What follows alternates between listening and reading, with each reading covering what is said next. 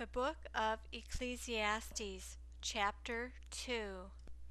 In studying this chapter, to note the degree to which the preacher sought for meaning in life under the sun, to consider his estimation of mirth, pleasure, wine, wisdom, folly, and wealth in providing purpose for living, to appreciate his conclusion for what is best in life and the one who makes it possible. In this chapter, the preacher describes the extent of his search for the meaning of life under the sun. He explored mirth and pleasure, finding them to be vanity. 2 verses 1 and 2.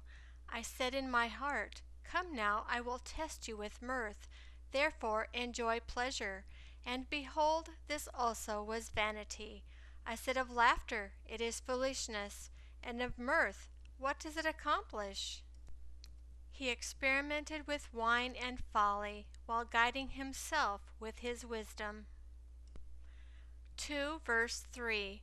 I searched in my heart how to cheer my flesh with wine, my heart yet guiding me with wisdom, and how to lay hold of folly until I might see what it was good for the sons of men that they should do under heaven all the days of their lives. Not withholding anything his eyes desired, he used his great wealth to build and accumulate everything his heart wanted. 2 verses 4 through 7. I made myself great works. I built myself houses. I planted myself vineyards. I made myself gardens and parks, and I planted trees in them of all kinds of fruit. I made myself pools of water to water from it the forest where trees were reared. I bought menservants and maidservants, and had servants born in my house. I also had great possessions of herds and flocks, above all who were before me in Jerusalem. 2 verses 8 and 9. I also gathered silver and gold for myself, and the treasure of kings and of provinces. I got myself men singers and women singers, and the delights of the sons of men, musical instruments, and that of all sorts. So I was great, and increased more than all who were before me in Jerusalem. My wisdom also remained with me. He certainly enjoyed himself while doing it. 2 verse 10. Whatever my eyes desired, I didn't keep from them. I didn't withhold my heart from any joy, for my heart rejoiced because of all my labor, and this was my portion from all my labor. Yet when the preacher looked back on all he had done, he found it to be vanity and grasping for the wind. 2 verse 11.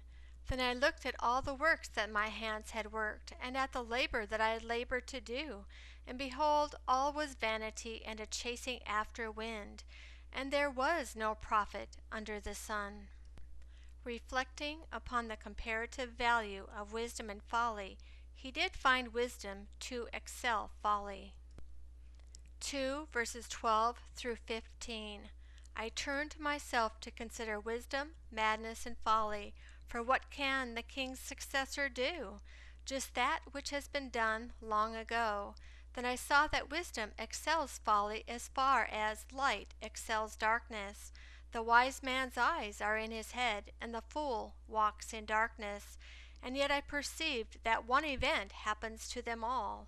Then said I in my heart, As it happens to the fool, so will it happen even to me.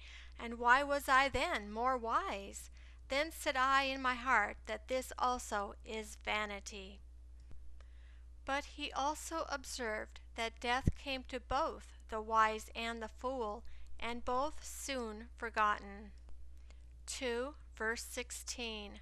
For of the wise man, even as of the fool, there is no memory forever, seeing that in the days to come all will have been long forgotten. Indeed, the wise man must die just like the fool. This prompted him to hate life. 2 verse 17. So I hated life because the work that is worked under the sun was grievous to me, for all is vanity and a chasing after wind. Even his accumulated wealth provided little respite, for he must leave it to one who may prove to be a fool. 2 verses 18 through 22. I hated all my labor in which I labored under the sun, seeing that I must leave it to the man who comes after me. Who knows whether he will be a wise man or a fool? Yet he will have rule over all of my labor in which I have labored, and in which I have shown myself wise under the sun. This also is vanity. Therefore I began to cause my heart to despair concerning all the labor in which I had labored under the sun. For there is a man whose labor is with wisdom, with knowledge, and with skillfulness, yet he shall leave it for his portion to a man who has not labored for it. This also is vanity and a great evil. For what has a man of all his labor and of the striving of his heart, in which he labors under the sun? Thus he found such efforts to be grievous, leading one to sorrowful days and restless nights. 2 verse 23. For all his days are sorrows, and his travail is grief. Yes, even in the night his heart takes no rest. This also is vanity. He concludes it is best to eat and drink, enjoying what good there is in one's labor. He realized, however, that the ability to truly enjoy life is a gift from God. 2 verses 24 and 25. There is nothing better for a man than that he should eat and drink and make his soul enjoy good in his labor. This also I saw, that it is from the hand of God. For who can eat or who can have enjoyment more than I? He saw that God gives wisdom, knowledge, and joy to a man who is good in his sight. To the sinner, God might give the ability to gather and collect great wealth, but it eventually winds up in the hands of him who is good before God. Thus, much labor without God's blessing is truly vanity and grasping for the wind. 2 verse 26. For to the man who pleases him, God gives wisdom, knowledge, and joy, but to the sinner he gives travail, to gather and to heap up, that he may give to him who pleases God. This also is vanity and a chasing after wind. This concludes chapter 2 of the book of Ecclesiastes.